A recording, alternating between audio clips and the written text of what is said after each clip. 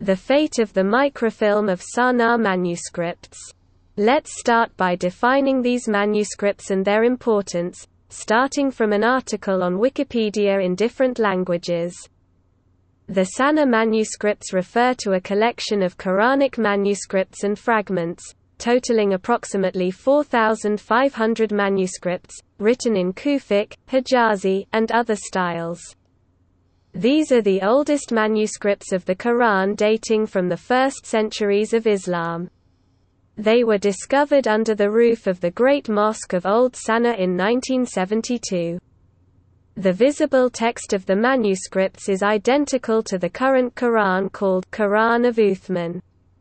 While the lower text, the erased one which is not visible, contains many differences from the Quran of Uthman. The restoration and maintenance of these manuscripts were funded by Germany. The project costed 2.2 million German marks and ran from 1981 to 1996. The project was led by Professor Gerd R. Puin from Saarland University until 1985. Hans Caspar Graf von Bothmer, assistant at the Institute of Art History at Saarland University, made a microfilm of 35,000 photos in 1997.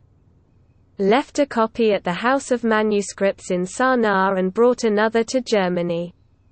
UNESCO has released a CD-ROM containing only 651 photos. But what about the entire microfilm that von Bothmer brought with him to Germany? Nobody talks about this microfilm and nobody knows its fate.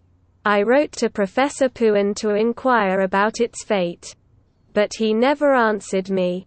I took advantage of my contact with a trustworthy professor from the University of Saarland, whose name I will not mention, to ask him questions concerning this microfilm.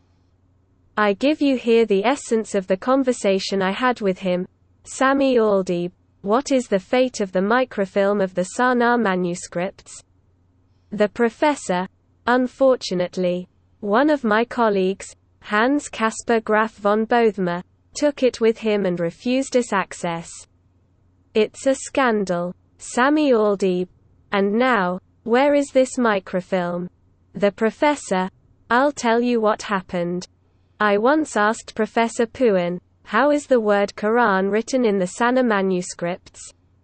He replied, as in the Cairo edition. I asked him, did you make a microfilm of these manuscripts? He replied, no. I was shocked and asked him, what did you do for 4 years in Sanaa? Were you sticking papers? He replied, yes, that's all we did. I asked him to contact the Ministry of Foreign Affairs, which had funded the project, to fund a microfilm of these manuscripts. The ministry responded that the project was finished and there was no money left. I urged him to write again to the ministry to give 50,000 marks for scientific research. The ministry accepted this amount. So Hans Caspar Graf von Bothmer traveled to Sanaa to make the microfilm. I wanted to check how a Quranic sentence is written in these manuscripts. He showed me about 15 photos. Some of these photos were exhibited at a conference at the university. After von Bothmer retired, he took the microfilm with him. I opposed it, but Professor Karl-Heinz Ohlig answered me. We don't want to cause a scandal. It is better to be silent. I was surprised. Why be silent? Professor Puin defended von Bothmer by arguing that it was the latter who made the microfilm. I objected to his remarks, but who financed the microfilm? It's a microfilm that belongs to the university. How can he bring it home? But nothing to do. They protected him and they silenced us. It is a scandal. I had to go to see the rector of the university because he is responsible for it. Professor Ohlig told me that von Bothmer went to the university library who asked him what to do with this microfilm which is not registered in the catalogue of the library. Von Bothmer then took the microfilm home. I objected. What does the library have to do with this case? It's a microfilm belonging to the university. How does he get it home? But they defended him and silenced us. Sami Aldeeb. So we were deprived of the microfilm. Is there a way to get it back from who took it? The professor. Of course. He should be sued. Or the rector of the university should write to him to ask for the return of the microfilm.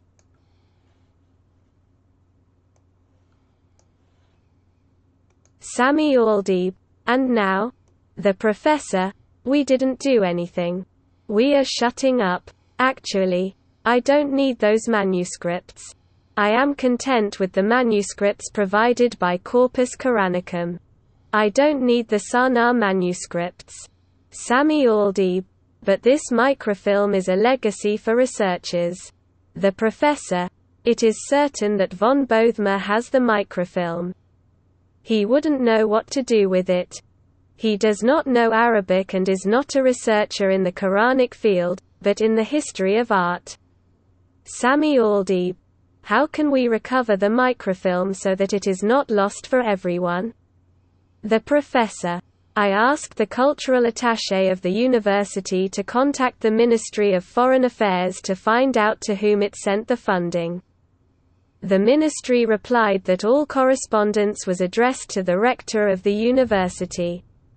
The university is therefore responsible for it. This is theft. But we kept quiet so as not to cause a scandal. You must write to the rector of the university who has no knowledge of this microfilm. It was Professor Oleg who silenced us and told me that if I needed a manuscript I could call Professor Puin, a friend of von Bothmer, and he would bring it to me. I asked Puin about a manuscript and he replied that von Bothmer would not allow it to be viewed because it was his property. Sami Aldeeb. But what can we do?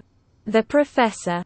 You have to contact the rector of the university who is responsible for it, since the funding was paid to the university. The rector of the university is not aware of this affair. This is Professor Dr. Manfred Schmidt. Sami Aldeeb. But what does UNESCO do? The professor. No one knows what happened. It's a secret. You should write to the rector of the university and tell him that von Bothmer was an employee of the university and took the microfilm with him. You should also write to UNESCO. We were holding a session at the Inara Institute, and I said we should demand the return of the microfilm. Professor Puin, who was present at the session, defended von Bothmer by saying that he had made the microfilm. I told him that he did it with money awarded to the university and on mandate from the university. This microfilm is not his. Professor Oleg was present and said that we don't want to create a problem and to be quiet. It is forbidden for anyone to talk about this microfilm. And now? Concrete measures must be taken to recover this microfilm so that it is accessible to all. This is very strange coming from a German university.